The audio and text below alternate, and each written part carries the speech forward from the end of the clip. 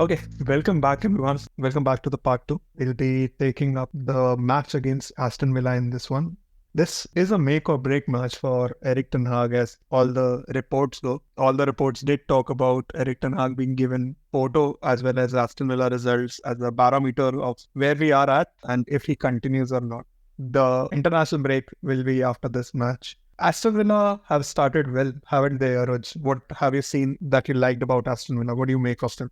No, Aston Villa under Unai Emery have been doing really well. We saw that last season where they were very consistent. They went on to win some of the easier games very comfortably. They gave a fight to the opposition in the difficult games. Although we beat them twice last season, we did a double over them. So if that is a bit of a solace we want to take out of last season. But Aston Villa, I think, have been a team which is adapting to the opposition. They are not fixated on one particular style of play. They are, I think, Unai Emery is truly a master tactician, so to say. We have seen how well he has done in some of the European League competitions. When he was managing Spanish clubs, I think with two Spanish clubs, he has won Europa League in the past. So we know that in cup competitions, he's really good and he can tweak the team to the opposition, set them to defend well and nick a goal, which they did against Bayern Munich as well. They, I think, only had 30% possession. They let Bayern Munich have the ball. They let Bayern Munich have the shots, but they defended very compactly. And their super sub, John Duran, came in and scored that goal to give them a victory. So they've been doing really well, and it's going to be a big match for us. I mean, I don't want to read too much into the reports that are coming out. They can just be clickbaity. They can just be, to get a lot of views, etc. To say, okay, this is going to be the make or break game for Erik ten Hag. But that aside, we need to do well in this game. We need to go into the international break on a positive note. We need to showcase that, and we didn't do that against Spurs, but Aston Villa are again another team which is fighting for those top 6, top 4 spots, and we need to do well against them to showcase that, okay, we are in the fight for those spots.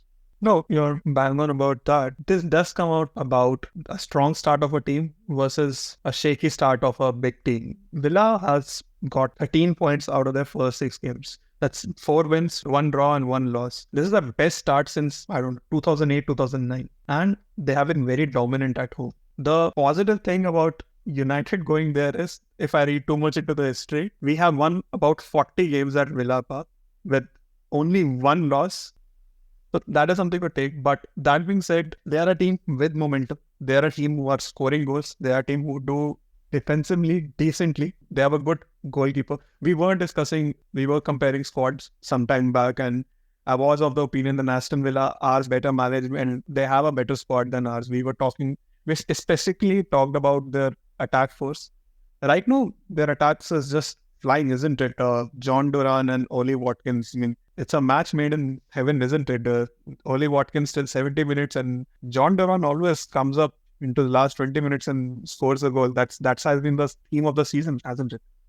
Yeah, I think he's scored 5 or 6 goals coming from the bench. So he's definitely been their super sub. And Ollie Watkins, I think, since the last season and a half, he's been top notch. I think Harry Kane was still here a year and few months back. And I think it was almost a shift of Baton that happened at that point in time. The new English striker who is going to be sort of the main man in the Premier League. And Ollie Watkins is, I think, pretty much standing up to that. He is somebody I think I can comfortably say will go on to get 15 to 20 goals in the Premier League this season as well. So he's showcased himself of that level of consistency, and he will be somebody United centre backs will need to take care of, along with John Duran when he comes in, and certain Morgan Rogers who's been doing really well. So their attack force has been doing really well. Before we get into the key battles, I just wanted to sort of discuss this entire Erik ten Hag's last match, if he doesn't do well against Aston Villa and all of that. I mean, people may talk about all of that, but realistically, do you see a manager out there who can replace Erik ten Hag? See, how it comes down to is they have already interviewed all the managers out there 2 months back when we were talking about just after the FA Cup. They didn't find a manager who fits the philosophy, who fits the bill. That is when they came back to Erik ten Hag. It wouldn't show good on Ineos' part to get a new manager now. And we hear a lot about them getting Ruud van Nistelrooy as the caretaker manager. To be honest, I saw this coming. We all saw this coming when Ruud van Nistelrooy was appointed the assistant coach. And at some point of time, he will become our manager because Erik ten Hag would be in pressure as soon as shit hits the ceiling, and that is the case now. But I don't believe a manager can perform well or can perform to the best of his abilities if that sword is always hanging around their neck. Now, I've seen comparisons between Mikel Arteta, Jurgen Klopp, and how they started. Now, till year one, Erik ten Hag was winning that battle. He was always on top of that. He started with the top 4 performance in the first year. But since then, Erik ten Hag and United, for that matter, have been in a decline, in a downward trend as compared to Arsenal and Liverpool. It does come down to who's available right now, which I don't see a suitable manager who comes in and saves our season. There are many being touted: Allegri, Simeone, and Ghazi. I don't see them as a perfect fit, and I believe United would do better than to sack Erik ten Hag now, and would do a better if they show some patience and some faith in the manager and the players to turn this around. How would you feel if the first game after international break, when we play Brentford, our manager is a certain Gareth Southgate? Don't even make that joke. That is the stuff of my nightmares. I've seen Southgate's England, and see, this is exactly wasting like a golden generation. I wouldn't go as far as to call our generation of United players as a golden generation, but that being said, it cannot be in the hands of Gareth Southgate. Graham Potter, maybe, but Gareth Southgate, hell no. Yeah. Apart from that, I mean, I was trying to figure out who is it that exactly we are being linked to by the so-called media agencies and all of that. Again, Thomas Tuchel's name is coming up again, but I don't see how he's getting appointed for the role when he didn't at the end of the previous season. I don't think his philosophy meets Ineos' philosophy as such. So I would count that out at this stage, but you never say never in the football world. Gareth Southgate, they're talking about, please no. Graham Potter is somebody who is available. I don't know if that could happen. I liked Graham Potter at Brighton, but I don't know if he will have it in him, especially after having failed at Chelsea, to be able to come and handle the pressure of managing a club like Manchester United. Again, the problem with all of this is a lot of these managers may do well in mid-club teams, may even do well in certain top teams, etc. But the pressure that comes with managing Manchester United is just another level. You need to ensure that you're not just tactically one of the best, you're managing the players really well, you're managing the media really well. And even one of the smallest things you say or you do or gestures that you might sort of refer to, they get magnified 100x by accounts like us, accounts, there are such popular, successful YouTube accounts, media agencies, everybody clicks on a Manchester United headline. So it is not an easy job. And if it were up to me, and I know we are not making decisions, it is up to Ineos, but we would call for a little bit of patience. This is few months into the new hierarchy, new structure that has been put up at Manchester United. Let's give it some time. Let's see how it is playing out. Even if we perform badly against Aston Villa, let's not call for the manager's head. No, I agree. We have to discuss can we win this game, wherein will this game be won or lost. We come to the key battles. I don't want to look any further than, I talked about a lot about this in the first part. United's defensive struggles are much written about. We have shipped out a lot of goals. We ship out a very high XG against all teams.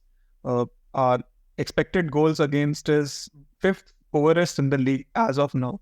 We have shipped out about 11. Even though this figure is skewed because of the Spurs games, they lost 4.59 XG against Spurs. Can you imagine? In a single game, we did that. So I think a key battle in this game would be our centre backs, whoever they might be. We'll discuss on that as well.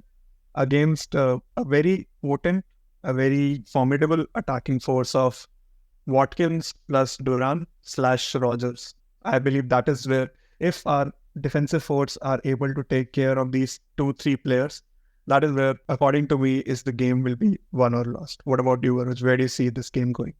I think what you mentioned is definitely going to be critical. But in addition to that, I think on the right, problem area for United, United's left and Villa's right has been thing that, Villa will look to exploit. And the last Premier League game, I think Bailey started and he's really pacey. So the moment you could almost right now only envisage a situation where Dalot is near the halfway line when we're trying to build an attack, somebody plays a misplaced pass or is dispossessed and Villa sort of play a through ball onto the right and Bailey is running full throttle on the right, and that is almost a situation which I don't want us to be in. So how does Eric Ten Hag solve for a situation like that, I think becomes a key battle.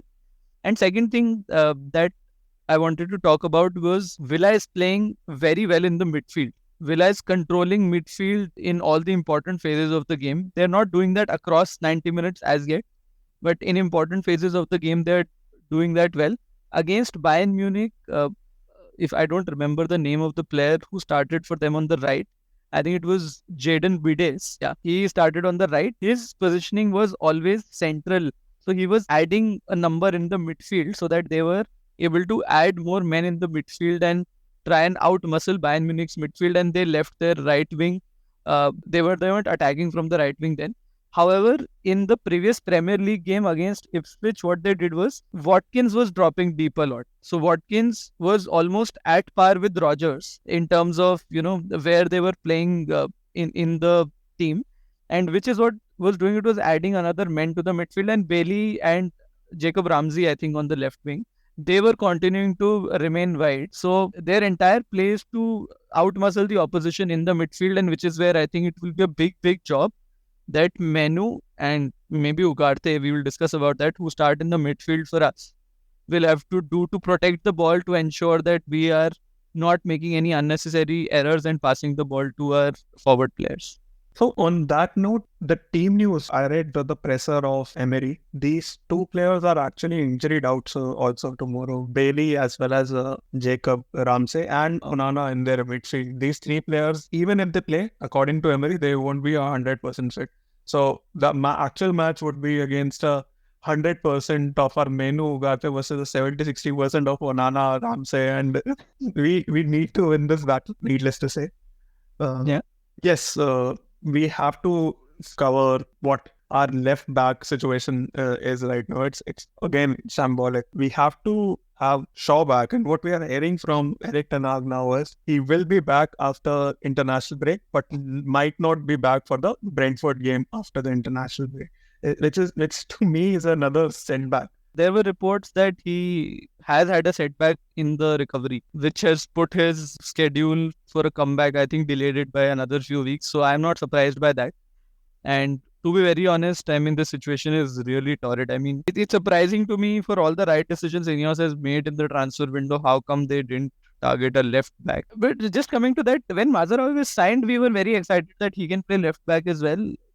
Do you think, and I'm just talking, completely as an outsider, I don't know how well Mazraoui can play there, but, just experimenting with Dalot on the right and Mazraoui on the left, something on those lines. That's not a bad line of thought, because this exact question was put to Ten Hag on this presser.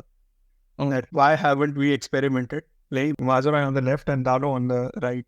To which he said he prefers Dalot's positioning in the midfield.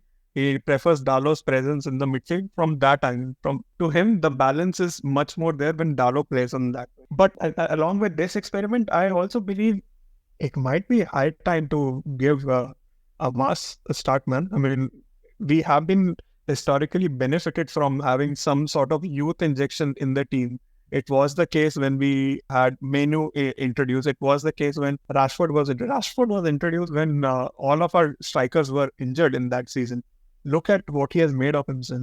So it won't be the worst idea to give a shot to Amas. What do you think? But as per Eric Ten Hag, he is not ready for physicality of the Premier League. At the start of the season, he said he is 3-4 months away from achieving that physicality and all of that.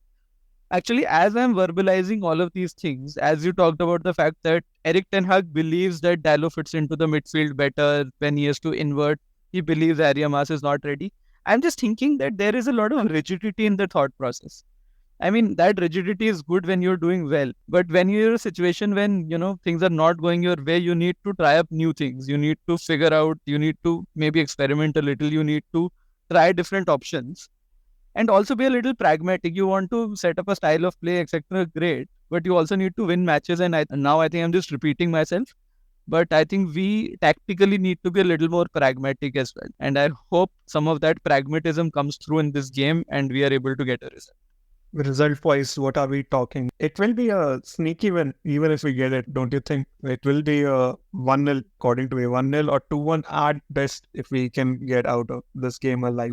The thing is that most of our predictions are optimism heavy predictions. If I were to be realistic, it being a difficult game for us, I wouldn't be surprised if we lose this. But just continuing with that optimism, slight optimism, I would say, I would call for a 2-2 draw in this one.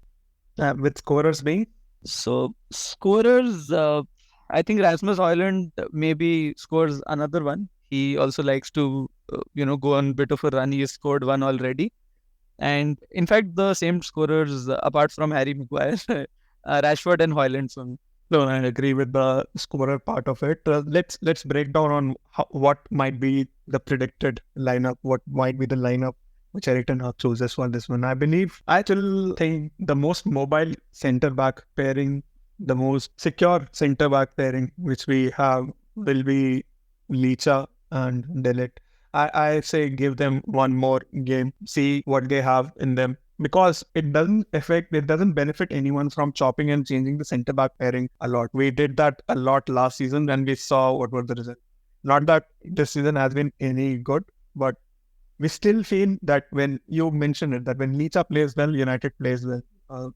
We do need Licha to turn this form. He has not been in a good form in the last 2-3 matches. So I believe the back five would be Onana, Licha, De Ligt, Mazraoui and Dalot on the full back positions. Any changes in this? No, given the fact that we are predicting it from Erik Ten Hag's point of view, I think this will be the back five.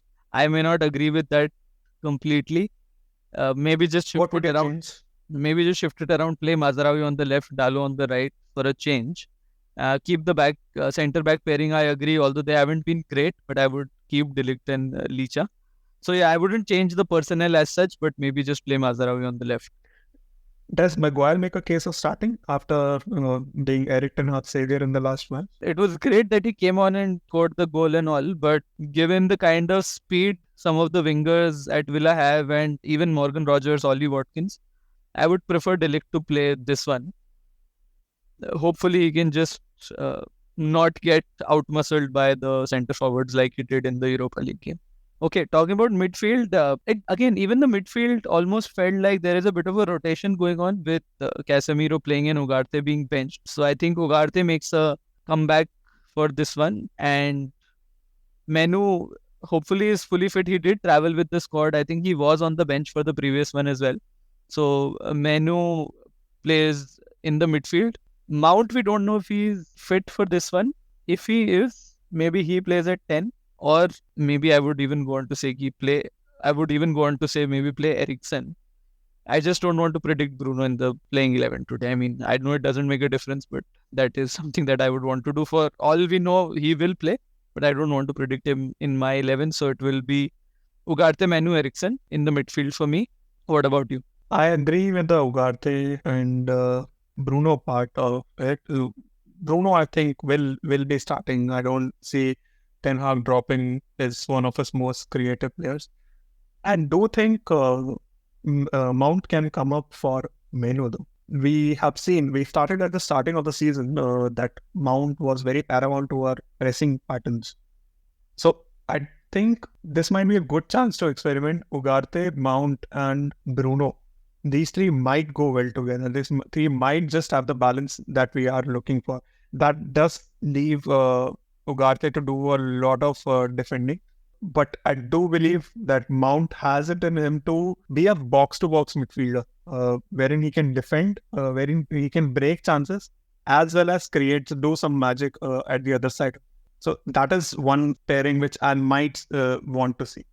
At the start of previous season, I think for the first 2-3 games, we did try Casemiro, Mount and Bruno. For some reason, it never seemed to work, and which is what makes me believe that Mount is not a number 8 sort of a player.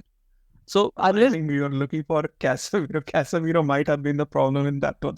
no, possibly true, but it's just that a lot of times what was happening was Mount was at Bruno's position, and then Bruno was at the similar position, and that number 8 spot was being left. So that was also happening. So unless we have tactically been able to solve for it, maybe we try that in one of the Europa League games or a Carabao Cup or something like that. Maybe not in the game against Villa, but maybe Erik ten Hag will have the answers. Okay, what about the forward line? I don't know. You have to tell me. You're on top of the calculations which Erik ten Hag does on his who is up for start. I believe Højlund and Rashford. Rashford because he was put up for rotation. If he doesn't start this one, that will be a big surprise for me. So I do believe Rashford on the left, Højlund on the up front, and Garnacho on the right. Is that a good prediction?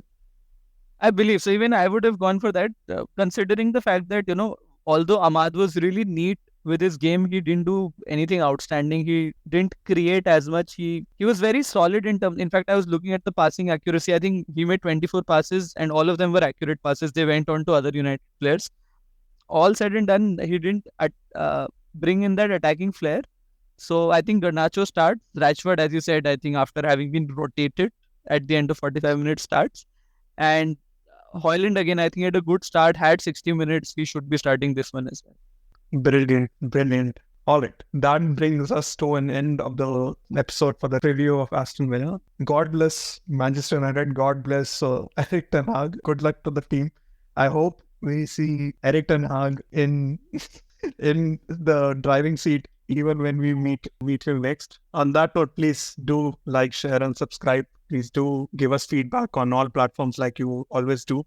And as always, this is our perch. Let's knock him off. Until next time, stay united.